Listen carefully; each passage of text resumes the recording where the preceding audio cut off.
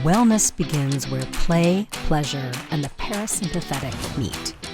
You were born to be you, and you were born to be well.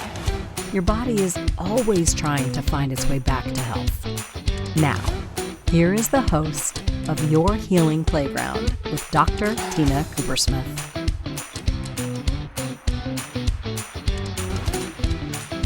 Good Monday morning to everybody, although for some of you I know it might be some other time, some other day. You are listening to Your Healing Playground. I am your host, Dr. Tina Coopersmith, your witchy doctor, change advocate. We are on the Inspired Choices Network, inspiring you to make choices in your life to live your best, most enjoyable life. And this morning, I'm so excited to introduce my guest, Mitch Webb. Mitch Webb is a nervous system coach. Now, some of you may not know about nervous system coaching, but I'll tell you as a physician, get yourself a nervous system coach. Your nervous system is how you feel and go through life. If I could wave my magic wand, I would change the name. It isn't a nervous system. It's a neural network. Using the language nervous system in my mind keeps us nervous because we're always calling about being nervous and thinking we are not living the way we're supposed to be living. So anyway, Mitch Webb has his own journey from traumatic brain injury. Boy, I can't speak this early Monday morning. Traumatic brain injury, burnout, chronic illness, Lyme disease, mold toxicity, living in survival mode. But he is no longer living in survival mode. He is thriving and he's living a vibrant life. And healing isn't about pushing harder. It's about listening more deeply is, I guess, a motto, I would say. And so welcome to my show, Mitch. I'm really, really excited to have you here because as a high achiever, as a chronic pusher, as living in yang energy for my whole life, learning that there's another way to be in the world, right? That yin energy, the listening, the relaxing, the trusting, it's magical. It's magical to understand that there's just being and doing, that we can actually hold both without always pushing, is just beautiful. And I agree. The energy we exert, trying to pushing that rock up a hill, drains the body and keeps us from being our most vibrant, authentic, magical selves. So welcome. And I'm so glad you're here. And I want to know all about you and how, a Southern man shows up doing nervous system work. So how do we get from A to B? I lived in the South for 8 years. I love it. Love your accent. Love the energy. But it's not exactly common for a big husky ex-football player, if I remember, to become a nervous system coach. So help us see the journey. Help us see your yellow brick road. Well, thank you so much for that introduction, and excited to chat with you too. I'll second that. I didn't think I'd be sitting here as a nervous system coach talking about emotions and mental wellness, and can certainly understand or resonate with the all or nothing, the pushing. I felt like I'm learning that I had one gear growing up, which allowed me to survive. I'm thankful for that, but that gear was overwhelming force. And that force works on the football field. It works at certain times in life, but there's other gears, and that's what I've learned over the last couple of years and getting more in touch with my body as I've went through chronic illness and found that healing the nervous system was the root that helped me and so many of the clients that I work with. Yeah. So let's talk about that in summarize, because most people, I would say, don't even understand that sentence. What does healing the nervous system mean to you? Man, I think so much of healing the nervous system is awareness, is just becoming aware of how we relate to ourselves, the world, the environment, the people around us, and the things the patterns that we use to survive. Like we talked about overwhelming force. Like I learned at a young age that if I was successful at sports, if I was getting the good grades, if I was look, these are our survival patterns are what keep us in connection with other people to get the love that we're seeking. And so we learn, oh, if I can be perfect, if I can win all the time, if I can succeed, then I can stay in connection with the people I love, my family, the teachers, the coaches that I've worked with. And so it's all coming back to how are we relating to the world and how's it affecting us. I really, with my coaching, I don't go into the past as much as what's going on now, and how are Yeah. we related. How did the stress and the traumas of the past, how is that shaping our lives now, and how do we want to be different versus the things that kept us able to survive and stay in connection with others growing up. I want to interject for just a moment. The one thing you said, which I loved, was we get survival patterns that keep us connected to those around us, right? And so we have this shared civilization and this shared way of seeing the world, behaving in the world. And as children, we develop patterns that, because we are supposed to survive and we don't know how to survive on our own, right? So our survival patterns, the patterning, right? It's the wiring and the patterning that just keeps us in that connection with the shared stories. Mm-hmm. But we end up wearing it like an overcoat. Yeah. And what if those shared stories that, they're not even true, right? But I love the awareness that we're just all trying to survive, and we're all right. And so we're trying to fit in, and for people to understand you're not broken, you're not wrong, you didn't do anything wrong, but our patterning, is shaped one way, and it's only if we want to change. It's like taking Legos. If you build them red, yellow, blue, red, yellow, blue, red, yellow, blue, and then all of a sudden you're like, maybe I want red, blue, yellow, Mm-hmm. you know? And but the wiring, the nerves that wire together, right? Mm-hmm. Yes. Or the wire together, fire together, either way. We get stuck, and and so I really want people to understand, and what was adaptive as a child may not do us the best as an adult.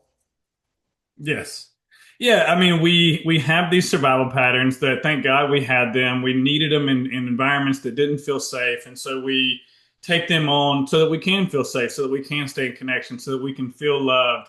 But we form an identity around us, and so many, myself included, the people I work with, we think that's who we are. Oh, I am a people pleaser. I am perfect. I Right, love making other people happy, but we don't understand because we're not aware, because we're just surviving, that this is draining our battery. This is why we have the anxiety. This is why I can't sleep right, at night, because deep down my soul wants to be itself. It wants to be authentic. It wants to express itself, but I have emotions and ways of being and parts of myself that weren't allowed, and I'm not even aware of that because my psyche is going to keep that buried to keep me safe. But then I grow up and I'm an adult human, and I feel like a cat on a hot tin roof. I have all this tension I'm carrying in my body. I have these symptoms that we say are normal, and I'm trying to fix myself and be perfect and show up with this mask on, and I don't even know I have a mask on. And so it's very much a journey of awareness that unfolds. But as we connect with the body and pay attention, the body gives us more. Oh, now he's listening. Now he's feeling his butt in his chair. He's looking at the environment around us instead of anticipating and thinking his way to safety. He's here now. He's paying attention. So yeah, now these parts can come back. These emotions can come up, and we can welcome those parts back and start to become our authentic self, which is, I think that's what we're all trying to do, and that's what this work is. yeah. I talk about, we are remembering ourselves back to wholeness as the way we were when we first entered the planet, when we didn't have all the ways of being. And you're right, we don't even realize. And even our best feature, like let's say someone wants to make people happy, that's great. That's not bad. it's when you take it to the extreme level and you lose yourself in making people happy, Yeah. right? And so often our um, the inner judge in us and the saboteurs, the patterning is using our strengths, but using them to such a degree that they become weaknesses. They become blind spots. So yeah, I love that. So what was your story? How did you, football player dude from the South, right? How did you end up doing this work?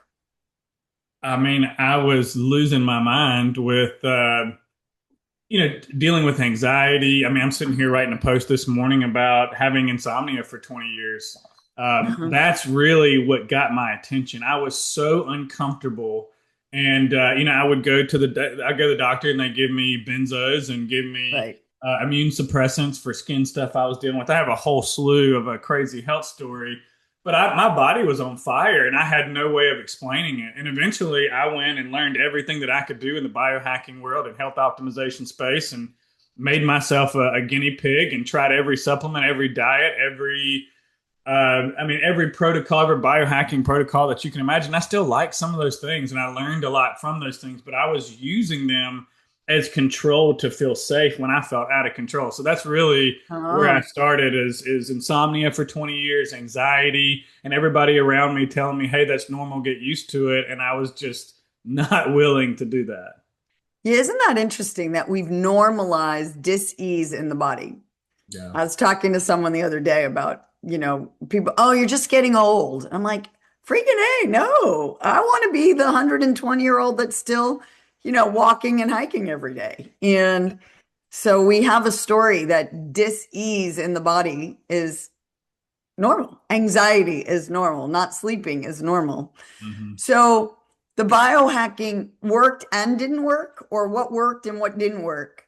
Because Well, again, even that you said, you're healing yourself, you're biohacking. And I'm sure there were some things that were helping you have good habits, but it obviously wasn't fixing the problem, right? So how did you wake up to this isn't really working? Well, what I did, what I've learned over these last couple of years is that I brought a lot of those trauma patterns into my health experience. And so, if like cleaning up my diet and eating, going from like, in college, I was drinking beer and eating hot wings. That was pretty much my diet, right? And Okay. so I learned at that time, oh man, organic food and whole foods and um, maybe not eating fast food all the time, or maybe skipping a night of drinking 10 beers or something like that. Those are all positive change. But then the dark side of that for me was, okay, what about restriction? What about I thought there was some perfect diet that I was going to find that eventually my anxiety would go away. And that started with a coach who ran a test on me. I came back borderline celiac, and he brings a 6 pack of gluten-free beer to me. And my brain thought, oh, if I can just avoid gluten, then I will never have anxiety again. At the time, I loved drinking beer. I was growing my own hops. I was brewing my own beer. It was something I was Mhm. interested in. And so I cut that part of me out. I said, not allowed anymore. And that's kind of the same pattern that I had when I was a kid, when I tried to express myself, to be vulnerable, to be emotional. Hey, that's not allowed as a boy. Right. And so I Mm. was taking the same pattern and applying that to myself. And I just went down the rabbit hole of what can I restrict, to the point where, I'm cutting out carbs completely. That helped when I had metabolic issues and it was good. But I went to meat and salt. Eventually, I couldn't digest any food, and Mm. I was putting gas on the fire. So I'm bringing these patterns of all or nothing, perfection, control, to feel safe into a world, instead of saying, hey, there's a middle ground. Um, and I think kind of like, I think of things as like a bell curve, right? Like Mhm. on one side, we've got optimization. We got Brian Johnson, right? You're seeing a lot of stuff about him right now. And on the other side, we have the guy, let's just say, that's smoking cigarettes, drinking beer, and eating fast food. I would say that both of these are not resilient. Both of Mhm. these are, what's the word I'm looking for? They're Are living on the extremes. Yeah. Exactly. And life is somewhere here in the middle. And so I love that's that. what I was doing, is bouncing in the extremes. I was the guy that would be in the ice bath 5 days a week, breaking the ice to get in there, doing that a couple times a day, like restricting my food, waking up in the morning if I had low energy, giving myself a bunch of coffee, doing a hard workout, skipping lunch, skipping meals until lunchtime, until 2, 3 o'clock, and wondering why I couldn't go to sleep at nighttime because my cortisol is going crazy. That's a great, it's time for our first break. And I just want people to think about where they fall on that scale. I like the rainbow. I talk about a seesaw. I like the rainbow because it's more colorful, but Mhm. the extremes, and you can look at the two sides of the rainbow, or what color of the rainbow are you hanging out in. And let's take our first break. Once again, you're listening to Your Healing Playground. I am your host, Dr. Tina Coopersmith. We are on the Inspired Choices Network. We have with us Mitch Webb, nervous system coach, and come right back so we can learn so much more from him and the nervous system, which, my friends, is a neural network. It's a sensation system. Stop calling it a nervous system so you stop being nervous. All right, let's go to our first break.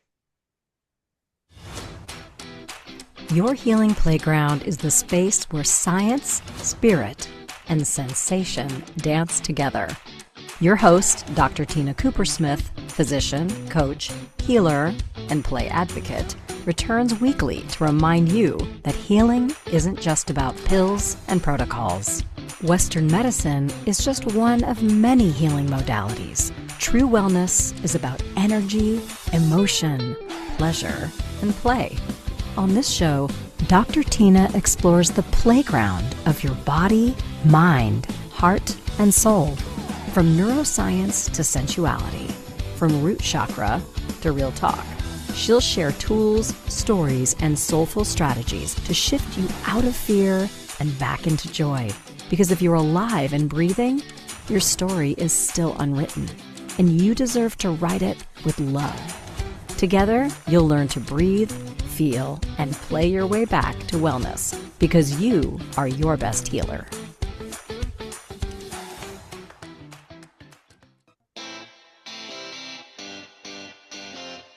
Are you a subject matter expert? Are you here to share your expertise with an audience waiting to hear from you in only the way you can deliver? Are you ready to have your voice amplified across the airwaves? Inspired Choices Network has a global radio platform streaming to millions of people across the world. Professionally produced and supported by an accomplished team every step of the way, you can broadcast from anywhere in the world, knowing your voice matters, and we ensure it is delivered with ease and efficiency. Eager to hear your message, the world awaits. Contact us today to become an Inspired Choices Network radio host. Email become a host at inspiredchoicesnetwork.com. This is Your Healing Playground with Dr. Tina Coopersmith. To participate in the program, join the live studio audience in our chat room at inspiredchoicesnetwork.com. You can also send an email to info@womensreproduction.com. Now, back to our program. Welcome back, everybody. You are once again listening to Your Healing Playground. I am your host, Dr. Tina Coopersmith. We are on the Inspired Choices Network. If you like the stuff you learn on this podcast, please go ahead and maybe purchase a copy for yourself or a friend of my book based on the podcast, Your Healing Playground. It has lots of tips and tools about how you can live your best life. You can heal yourself. You can heal with others. And life is a play. It's your play. So go ahead and play on your playground. So, Mitch, you developed issues that led to living in the extremes, and you wanted to heal yourself. You wanted to live a more vibrant life. You wanted to sleep at night. So I'm curious, two things. Number one, what do you think sparked the patterns that became your go-tos? And the reason I ask that is mostly, again, you don't have to dive into your past. What I want to do is have our listeners, are there a few things that can help the listeners to see themselves in your awareness, right? What were those patternings that you developed in childhood that you mentioned one, control and restriction, Mm-hmm. right? And maybe define that in a way so our listeners can go, hey, these are patterns I have. I didn't know that those were nervous system issues, right? So can you help us learn things to look for in our bodies to Absolutely. It's see? a great question. So I have three that come Mhm. to mind, and one is working harder. If I work really hard, then I can overcome. I can do anything. I learned that from sports. Perfection. If I can nail this and get it right every time, then how can I go wrong? And then also the control and restriction, the one that we talked about. And the Mhm. reason it's sneaky is because these are very productive, celebrated things that we see in society. But what I Right. learned is that this is OCD. This is, I feel very unsafe and I'm going to control everything around me. I'm going to be perfect and I'm going to bust my ass if I want to be successful. Now, the first story that comes to mind when I think of this is coming home from freshman football practice and not getting a starting position and not talking to my dad, being very quiet, not opening up about the practice, being really pissed off. And what did I do? I went straight to the smoothie machine and took the double weight gainer, and I'm just loading it in there, and I'm going to gain weight, and I'm going to get big, and I'm going to work really hard. By the time I was a senior, I think I had gained 75 pounds from my freshman year to my senior year. I had a starting position. We were a number one team in high school sports, and we were a contender for the state championship, right? And so I like, oh, that this works. This hard work pays off. And so I Mhm. took that pattern into my health journey, and I looked at how can I what can if diet helps me feel better when I improve that. Well, how can I be perfect with it? How can I restrict more? Mhm. Going from every restrictive diet you can imagine to the point where Right. I'm micromanaging and I'm trying to fix myself and figure out what's wrong. And so there's this underlying story that I'm broken and I Right. need to be the one that fixes that. And so this is kind of like when we talk about the nervous system, this is the brain retraining and the top down approach where we can see the way that we compulsively try to fix ourselves when we're in stress. And so think about anything. My gut doesn't feel good. I didn't sleep good. I have fatigue today. I'm in anxiety. I'm going to apply all three of these strategies. I'm going to work harder. I'm going to do perfect supplements. I'm going to do perfect diets. I'm going to control every outcome from my morning routine to my evening routine. And if Mhm. you've got something going on, the wellness industry has a lot of options for you. We could talk about circadian rhythm. We could talk about Right. cortisol and melatonin. We could talk about evening routines and blue light. We can talk about avoiding, everything. Yesterday I heard Dr. Rhonda Patrick talking about avoiding blueberries and bananas in smoothies. And it's like, Whoa. what's the flavor of the week? What's the next thing for us to be afraid of and be perfect about? And it was just feeding right into these patterns that feel good. When we have a boo-boo, society tells us put a band-aid on it, take a pill, make it go away. Yeah. Instead of building the capacity to be with uncertainty, to be uncomfortable, to be human. And so Oh, we hold just on. I got to stop you because that is, I want everyone to hear that. Building the capacity to live with uncertainty. That's the muscle that the nervous system, right? The co-regulation, that is so, nothing is ever certain other than change and uncertainty, right? The only constant in this life is change. So I love that. The most important thing is to build your capacity, strengthen the ability to be alive and to handle all the fluctuations and variations on the theme. So keep going, but I had to stop and really celebrate that sentence because that's so critical.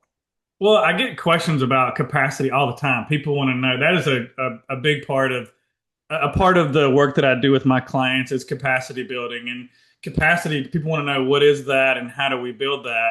And I think about it from like a gym perspective, right? Like you don't come into the gym day one and deadlift 500 pounds. That takes Mhm. time. That takes repetition. That takes showing up and having a routine and doing it all the time, right? We're building the capacity to be with the intensity of that weight. So if we have intense things going on in our body, what we tend to do is go up into our head and think our way to safety by anticipating Absolutely. the next thing, trying to not make the old scary thing come back, whether we're aware of it or not. Right. And so we are not here in our body, and we're living in our head. Society rewards this, but the journey is to come down into the body and build the capacity to be in our body, to not be in our head, to feel, to notice all the freedom that we want, the freedom from the symptoms, the freedom to express ourselves. It happens here in the moment. It happens in the now. But so many of us are living in our head and thinking our way to safety, and it makes sense, right? And so by building capacity means that I can feel something that is uncomfortable, and I can also know that I am safe. Right. Can I, what I do with my clients is noticing these patterns. Well, what do I do when I feel unsafe? Well, the first thing I may notice, I'm going into my head and I'm thinking, I'm anticipating, I'm preparing. And as I even just say those words, I feel the tension in my body. It's like you're at the starting line of a race. You're waiting for the gun to go off. You're waiting for the worst possible thing, and you're preparing for that instead of noticing my body breathing and noticing my body connected to the ground. And here, that's parasympathetic. That's rest digest versus like sympathetic is preparing to launch. To run, fight, flight, freeze or freeze. Exactly. All the everything's going to the muscles and not to living. It's going to preventing death instead of living. And it's living in a constant state of hypervigilance. Oh yeah. And so if that's the only gear and the only state that I know is survival and anticipate and prepare, well, of course I'm going to be, tight and have symptoms and my gut's not working because it's not a time it's not supposed to. Yeah, exactly. It's not a time to rest and digest. It's time to run and save your life. But and here's the thing that's crazy too. Society breeds this. Like it's not just our conditioning is just a part of it. Society wants us overstimulated, wants us paying attention to social media, comparing the worst part of ourselves to the best part of someone else. We got shitty food supply. We got bad water. We got pharmaceuticals to make the bad feelings go away. We've got politics to separate us. We've got, fake environments that we live in, and there's no connection to the earth. And so it's like, of course you're overstimulated, and it's a natural response to want to fix it and figure it out and understand what's going on. But when we're constantly going into these patterns, bringing these survival patterns into life, we're abandoning ourselves and we don't know it. And then we're wondering why we're all stressed out. Life is stressful. Yeah. I totally get it. What a good time to just take a breather, because it's time for our break. I want people to breathe into, you are not broken, and life is doing this. It's conditioning us to live this way, but you don't have to live this way. Yep. We have a shared civilization of this is the way we're supposed to be in this overstimulated society. So take a break, breathe during your break, folks. Breathe, slow down, get in your body, and come right back, because we'll get more from Mitch Webb, nervous system coach.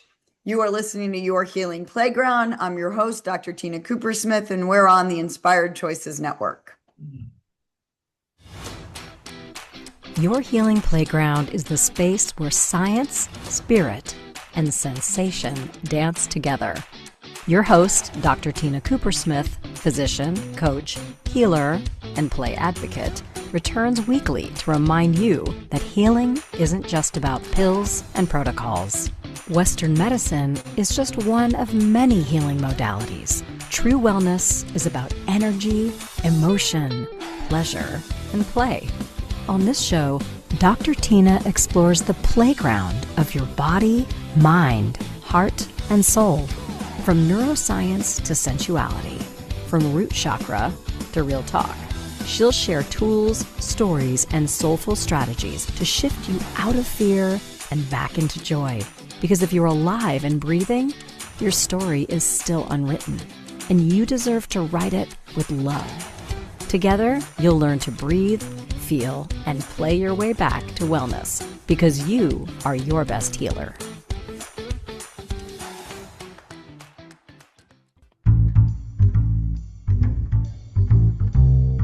How wonderful would it be to carry your favorite Inspired Choices Network host with you throughout your day? Well, now you can. Inspired Choices Network now has its very own mobile app. Our free app offers live streaming shows, along with thousands of podcasts and TV episodes. Our shows cover a wide variety of topics. Whether you're waking up with us, carrying us through the day, and taking us to bed with you, we're always here for you to enjoy. We're easy to find. Just search for Inspired Choices Network in the Apple App Store or Google Play Store. This is Your Healing Playground with Dr. Tina Coopersmith. To participate in the program, join the live studio audience in our chat room at inspiredchoicesnetwork.com. You can also send an email to info@womensreproduction.com. Now, back to our program. Welcome back, everybody. You are listening to Your Healing Playground. I am your host, Dr. Tina Coopersmith. We are on the Inspired Choices Network. If you like this podcast, we are every Monday morning, but you can find it on all the places you get your podcasts. If you like it, please share with your friends. Please subscribe. I really am having trouble with my mouth this morning. And leave us a review. A 5-star review really helps us get seen and noticed. And really, it's not about me. It's about you and your friends learning how to play through this life. My friends, learning how to live and thrive. It's not about survival. It's about really enjoying your day, your body, your life. And today I have with me nervous system coach, Mitch Webb. And I love his philosophy on life. I see myself in you. I totally fell prey to perfectionism, control, working hard, reward.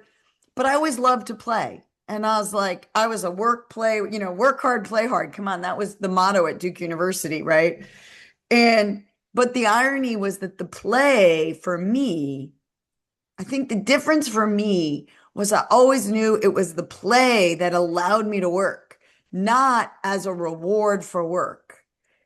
I really knew that if I didn't play and have fun and enjoy life, then it wouldn't be work. It was a weird thing. I think I knew that intuitively, that the play was not the reward. The play was the goal.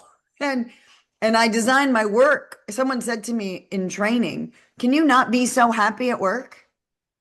And I was like, "No, I love what I do, And anyway, so my suspicion is what you're doing right now. You're loving what you're doing because you are living authentically, sharing what your lived experience, right? And for any human, I think when we share from the lived experience, we're doing the work we were meant to do. And that gives us such a purpose in life. It becomes, you're aligned, heart and mind and spirit, right? Because you're sharing your wisdom. So again, when people come to you and they hear, okay, they're watching your videos, they're on social media, which I say is living from the head, always be comparing instead of living from the heart, always be compassionate, right? What did I say? Awareness, beingness, compassionate is always be communicating, and awareness, being, and compassionate with your soul, right? That's when you're living from your heart, not your mind. So they see you on social media and you grab them. They realize that they're always controlling life to somehow get to a place. They're trying to get somewhere instead of be somewhere, right? I'll be happy when, instead of, no, I'm going to be in my body and be happy now. I'm going to choose to be happy, right? So how do you get them when they're living in this control and this destination-oriented world that keeps, it's like holding the carrot, and you're constantly chasing the carrot. How do you get them back in their body? It's a process, and again, it's all awareness. And so I think in the beginning we have to have some education around the nervous system, around how these symptoms that a lot of people that come to me, they're dealing with chronic symptoms, and they may not even say that. They may say, "I'm overwhelmed. I got a lot of pressure on me. I'm a high performer." These are caregivers and entrepreneurs and business owners, former Yeah. military guys, athletes, and so they have to see how their life and how they're relating to themselves and the pressure that they're under, how they're relating to that, right? And that, hey, the anxiety that you're experiencing, the overthinking, these are signs. We get taught that symptoms are bad, and that we think that we're broken because of them. And so that's a big part, is just recognizing, hey, this is normal. You're in the soup. You're in your conditioning. These are things that happened when you were a kid. So it's kind of a waking up process. We've then built the capacity to see how we compulsively try to fix ourselves, figure out what's going on, fearing it, focusing on sensation all day long, focusing on the problem, anticipating, living in our head. And then there's, the building the capacity to be in the body. That's learning to orient, to feel our body in space, to follow our impulse, to be instead of constantly doing. And here's my favorite part. It's learning to live life and do the things that you love now instead of waiting for some outcome to happen. And this was like one of the biggest shifts in my life. And when I'm working with clients, as we're learning about these behaviors and these patterns and building capacity to feel and experience and have emotions and let some of that stuff out, we learn to get in touch with our values. And what happens is, we live life from our values instead of like responding and making our life small because of the symptoms. Like myself, a year and a half ago, I was in bed. I had so much fatigue and anxiety, insomnia, and I was like waiting to start the podcast, waiting to help people, waiting to hang out with my friends and travel with my wife and go to dinner and eat foods and whatever it was. I was controlling and being perfect and avoiding, and my life got really small. And so seeing that, was a lot of grief comes up as we go, man, like I want to live this vibrant life and all these things that I'm anticipating and wanting. Like I can do those now, but I'm telling myself I can't because of the symptoms. And so what I would tell the audience member that's listening and hearing this and going, oh man, that sounds like me. I would say whatever the thing is that you've been avoiding because of your symptom, for me, it was, I want to eat more foods. I want to work out. I want to travel. I want to do fun shit with my wife. It's like, do that right now, because those are the things that you value: freedom, connection, travel, health. We can do those things now and do it with the symptoms. Do it with the anxiety. Do it with the fatigue. Do it with the sleepless nights. And over time, doing the thing that you love, experiencing joy, experiencing passion, having fun in life, and having the symptoms with you without trying to make them go away, it teaches your system that you're actually safe. These symptoms are just the body's way of getting our attention and telling us to slow down. And so we go, hey, symptoms, I hear you, and I'm going to go play golf. I'm going to go have a beer with my buddies. I'm going to have the damn pizza. I'm going to go work out right now. And I don't care if you're going to scream at me the whole time. I may need to adjust the workout or, take it in a way that meets where my capacity is at right now. But I'm going to do the thing that I love, and that updates the system every time. The brain goes, oh, we didn't die. We had fun. Maybe we are safe. And maybe I don't need to send these symptoms all day long to get this guy to slow down and pay attention to me. Maybe we are safe now. Right. Yeah, I love when you're living in the minute you feel a negative emotion, recognize that means you're in your head and you're in your child. You're in survival mode. And it's brilliant. If you touch the hot stove and you need to pull your hand away, you want that survivor child. If you step in the street and the cars and you're like, jump back, like she's keeping you safe. He's keeping you safe. But when you notice the negativity, stop and go, oh, that's my child. am I really safe or am I really in danger? I'm not going to die. And then you can go get back in your body and make decisions from the body. You take a step away from the brain. And I have patients all the time, right, trying to get pregnant. And I'm like, if you were pregnant, how would your pregnant body act? If you were a mom already, how would that mom react? And then live as if that is already here. Be the person you want to be. Mm-hmm. And tell the nervous system, you got this. Whether I'm pregnant or not, I'm going to live my life. It's amazing. Mm-hmm. And let go of the need to have the outcome, and the outcome's more likely to show up.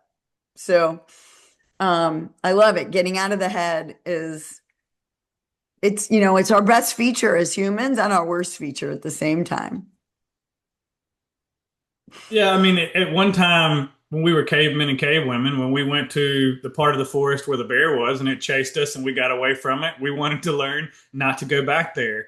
But now those alarms are going off every time we turn on our phone or turn on the TV. Yeah. And then, and we start avoiding all of these things and applying that same philosophy to everyday life and telling ourselves we can't do this or can't do that. And then next thing you know, we're sitting on the couch waiting for symptoms to go away before we start the business, hang out with our friends, do the things that we love.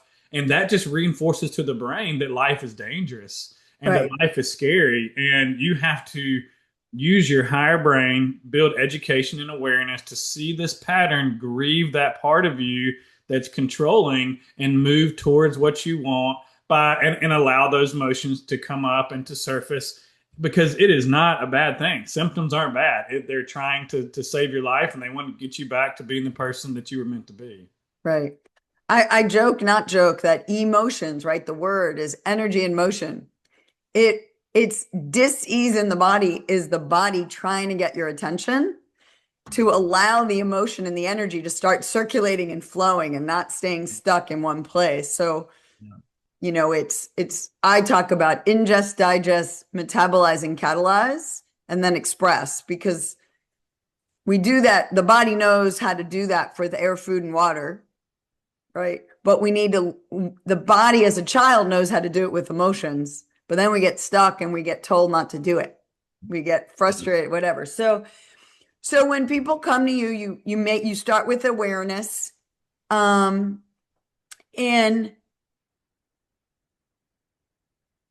what are your top 3 tools to have them become more aware? What's the guidance back to awareness, in a sense, that you use? So everybody's different, right? Right. So I love there's going to that. be different approaches with different people. But some examples that come to my mind is here's the thing. Here's where we get it wrong as coaches and therapists and practitioners is I learn one modality and I'm going to apply that to everybody that comes in the door. And some people, it is really scary to be in their body. It's really scary to feel. Either you Right. come in here feeling way too much or not feeling anything, or a combination. Right. And so you really have to assess the individual.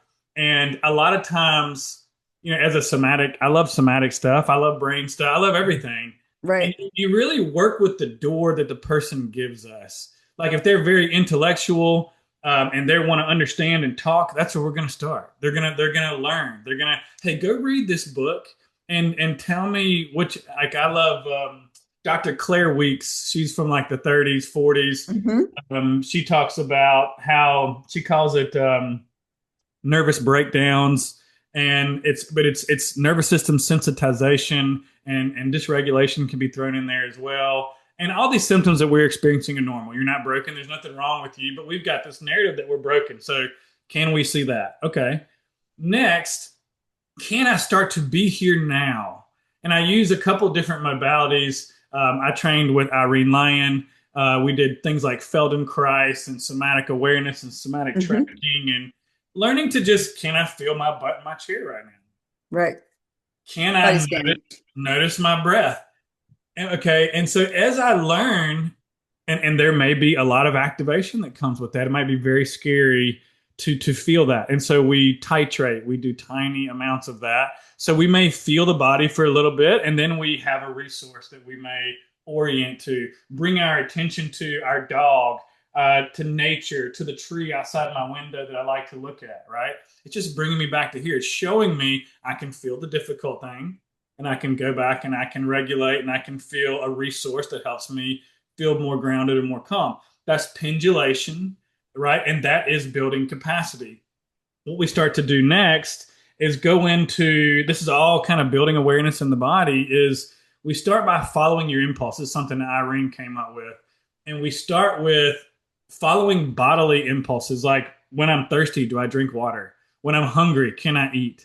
When I'm tired, can I rest? Can I walk outside and move around? If my body's feeling a lot of energy, can I go move with it? And so you're telling the body, hey, I'm going to listen to you and respond to you.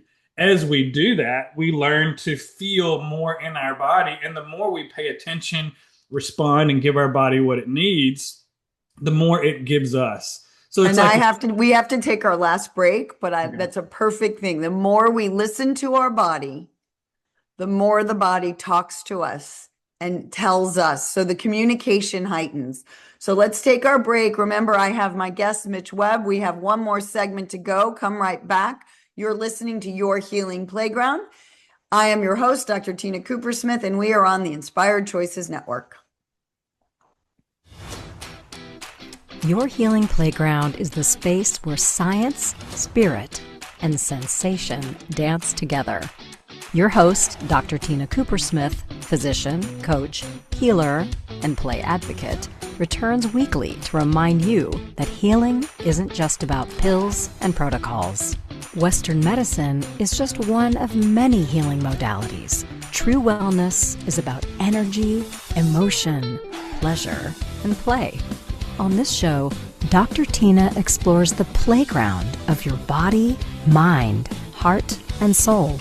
From neuroscience to sensuality, from root chakra to real talk. She'll share tools, stories, and soulful strategies to shift you out of fear and back into joy. Because if you're alive and breathing, your story is still unwritten, and you deserve to write it with love. Together, you'll learn to breathe, feel, and play your way back to wellness, because you are your best healer.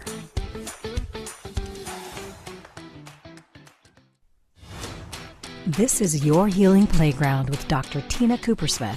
To participate in the program, join the live studio audience in our chat room at inspiredchoicesnetwork.com. You can also send an email to info@womensreproduction.com. Now, back to our program. Welcome back, my friends. Once again, you are listening to Your Healing Playground. I am your host, Dr. Tina Coopersmith.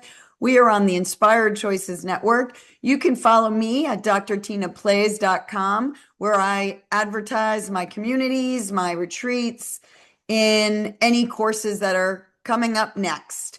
With me today, I have Mitch Webb. Mitch, remind everybody your website so they can find you? Oh, yeah. Appreciate it, Tina. MitchWebb.com is my website. Oh, that's a difficult one to remember. Mitch Webb, MitchWebb.com. He is brilliant. He put his name in his website, MitchWebb.com, and he helps you get back in your body, to live your best life, to see your patterns and repattern your patterns, right? You're not broken. You don't need to be fixed. You just need to rearrange patterns, right? What worked at one point may not be working as well anymore. So let's go. So some people, you start in the brain and they understand what's going on. Some people, it's about starting in the body and helping them actually get aware of their body. I was a head on a stick for so many years. I think that's why I loved exercise, because I got in my body. I could feel my body when I was exercising, right? Tell me your other little tips of the trade, your tools. I think another really big one is just starting when we start to slow down and we're paying attention to the body. Can I feel the temperature of my hand on my chest? Can I feel my butt in my chair? And then now I go to talk about the thing that I'm here to talk about. And I notice, oh, my heart is racing. Oh, there's tension in my chest. Now the body is that pathway in the brain is now opening up and saying, come get me. It's saying, it's like we're tapping into those younger parts that protected, that prepared, that anticipated. And there's all these bodily sensations that are happening. The body is telegraphing us and speaking to us. And so as we pay attention to that, what happens next? Like, what are the compulsive ways that we go to fix ourselves, right? That we make it go away. Well, we can even bring this into the healing world and say, we learn all these nervous system regulation techniques. So every time I feel uncomfortable, I'm going to go do my morning routine. I'm going to go do my habitual way of making it go away, of managing how I feel. And so if I can slow down and I can see that, we've already said this on the show before, healing is about choice. Well, now I have a choice. I can go into the habitual way of fixing myself, or I can watch it. I can become the observer and see what happens next. That is capacity. I got this uncomfortable thing that's happening. I'm noticing this compulsion to, one of the things that helped me early on was I realized I was taught how to muscle test, right? So kinesiology, do I want to drink this water or not? And doing this like sway test thing. Okay. So I would wake up every morning and I was taught to go stand in front of the supplement cabinet and take whatever notice how I'm feeling, and then take the amount of supplement or whatever it was. But what that's doing is it's telling my nervous system that there's a threat here, that we got to figure this out. We got to make it go away. And there's a lot of fear that's happening that's driving all of that. And that took me a while to be able to see that fear.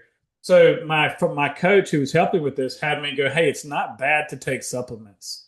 It's not bad to support your body. But when we go into fixing, we're sending the wrong signal. And so instead of... Ooh, I'm going to stop. We're getting close to the end, but I love it. Fix versus support. And language creates your reality, which is why I don't like nervous system, right? I like neural network, collaborative. But yeah, you're supporting your body. You're building capacity. Yes. And so what I was doing was I was not building capacity because I was trying to make whatever was there go away. And so what I did was I just put it in a pill organizer. Okay, here's a supplement you're going to take. Got your D3 in there, got your multivitamin, got your magnesium, whatever. Okay, great. Take that. Those things are supportive. But I quit the fixing part. So I quit the compulsively trying to make things go away and managing how I felt. It took me 2 weeks and my body freaked out. There's a lot of grief. There's a lot of anger, a lot of things that came up. But that's one of the last stages of what I do is expressing ourselves. When we're expressing emotions, when we're expressing sensations in the body, they're no longer stuck. Right? They don't create more symptoms. And so being able to map our patterns and how we compulsively try to fix ourselves and make it go away, that's another really big part. But it takes a lot of awareness. It takes being able to regulate, to having resources and things that help us settle when we're feeling activated, to be able to have the education to know, yes, this thing's uncomfortable and I'm safe. And on that note, we have to get ready to wrap up because we've come to the end. But I love what you just ended with, which was expression. Because expression is releasing the stored energy that is in the cells, that all the body wants to do is take in energy and then give it back to the universe. Take it in, give it back. Take it in, give it back. And you are supposed to express what you're feeling and be aware of what you're feeling. And being in your body, you're here on this planet to live in your human avatar. So we might as well get friends with our human avatar and stop fighting our human avatar and the microbiome and everything else that we live in our society and our civilization. Let's bring the world back to collaboration and not competition. Thank you so much, Mitch Webb at mitchwebb.com. My friends, we all can use a dose of nervous system coaching. Myself, yourself, Mitch, I bet everybody uses it, needs it every day, not because you're broken, because you want to build capacity for a bigger, stronger, more vibrant life. If you felt something move today, a molecule, a mindset, or your mood, that's healing. Your body listens to your stories, your thoughts, your breath. So speak to yourself with kindness, play with curiosity, and let your nervous system know it's safe to rest. Dr. Tina returns Monday at 11 a.m. Eastern, 10 Central, 9 Mountain, 8 Pacific on InspiredChoicesNetwork.com. Remember, pleasure is a practice and play is your medicine.